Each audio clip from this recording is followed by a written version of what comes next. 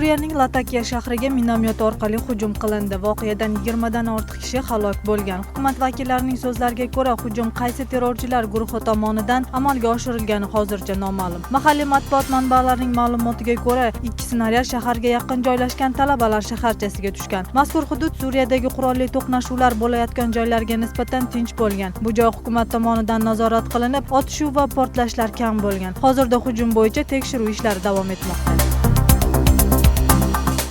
Misrning Sinay orolida Rossiya samolyoti halokatga uchraganiga 11 kun bo'ldi. Sharm-el-Shayx aeroportidan Rossiya va Britaniya sayyohlarini olib chiqishni davom ettirmoqda. Hozirda Misrning kurort shahridan 20 mingga yaqin rossiyalik fuqarolar olib kelingan. Hukumat vakillarining ma'lumotiga ko'ra, 20-noyabrgacha Sharm-el-Shayxning hududidan barcha rossiyalik sayyohlar chiqariladi. Turizm ministrligining ma'lumotiga ko'ra, Misrda 80 mingga yaqin rossiyalik dam oluvchilar bor.